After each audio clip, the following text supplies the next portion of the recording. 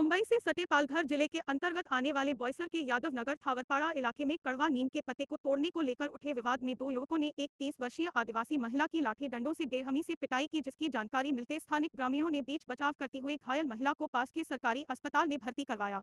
दरअसल पीड़िता के 12 वर्षीय बेटे को एक गहरा जख्म होने के कारण वह कड़वा नीम का पत्ता तोड़ने गई हुई थी, जिसका पेड़ ड्रीम सिटी बिल्डिंग के परिसर में होने से बिल्डिंग निवासी और दबंग नेता आलम चौधरी के दोनों बेटे शाह और जफर ने पीड़िता को आपत्तिजनक गालियां देते हुए उसके साथ मारपीट की, जिसके बाद स्थानीय ग्रामीणों ने इस मामले की जानकारी बोईसर पुलिस को दी और बोईसर पुलिस के अधिकारी भगवंत चौधरी ने मामले की गंभीरता को समझते हुए पीड़ित महिला की शिकायत पर दोनों युवकों पर विनय भंग, धमकी देने और मारपीट करने की कई धाराओं के साथ शाह आलम चौधरी और जफर आलम चौधरी के खिलाफ मामला दर्ज करके आगे की कार्यवाही में जुट गई है।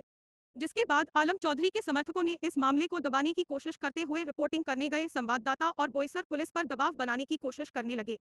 हालांकि पुलिस ने महिला को न्याय दिलाने की कोशिश में जुट गई है। ब्यूरो रिपोर्ट, पालघर जिला। माझं नाव दया मौर्या। माझ्या शेती आरोप केला, मारामारी केली। दोघी भावांनी येऊन मी गेलेली पानं तोडायला निंब्याची, पोराला घ्यायला सकाळी 9 वाजता घरी येऊन मला मारलं। मला सोडवायला गेला तर माझ्या नवऱ्याला पण मारलं। घरी येऊन माझं नवऱ्याचं आणि माझ्याकडे अतिक्रम केली। मी आदिवासी बाई, 4 मुलं आहेत माझी, जंगलात राहते मी गरीब माणूस। माझ्याकडे येऊन घरी येऊन मला मारलं। जुमेद आहे आणि एक त्याचा लहान भाऊ आहे, नाव मला नाही माहिती। आलम आहे आणि जुमेद आहे। ते दोघे भाऊ येऊन आमच्या घरी मला मारून गेले। निंबड्याचे झाडे मला दांड्याने मारले। मार लागलाय, मला दुखतो। माझी 4 पोरं आहेत। किती जणांनी मारलं तुला? दांड्याने मारलं, मला काठीने मारलं। कुठे कुठे मारलं? मला जांगीला मारलंय, खांद्यात मारलंय, हाताला मारलंय। हात काम नाही करत माझा, मला एवढी मार मारली। हे इकडे मारले, माझ्या हात टाकली, मॅक्सीची बटणं तुटली, ही माझ्या हाताला लागलं। ही एवढी मार लागली।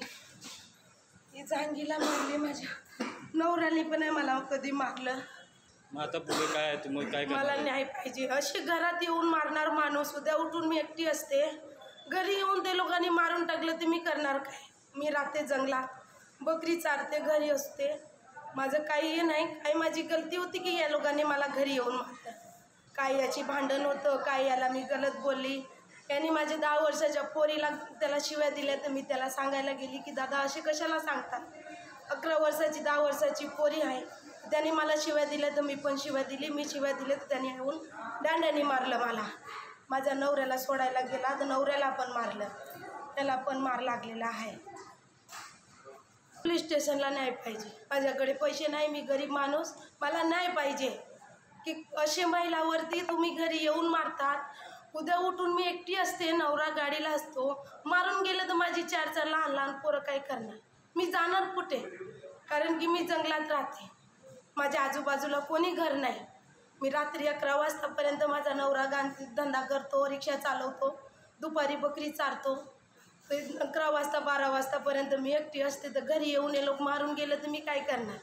आज घरी येऊन एक महिलाला तुम्ही नाजायज मारलं, उद्या उठून मारूनच टाकणार तर माझी लहान लहान पोरं आहे, त्याला कोण वाढवणार?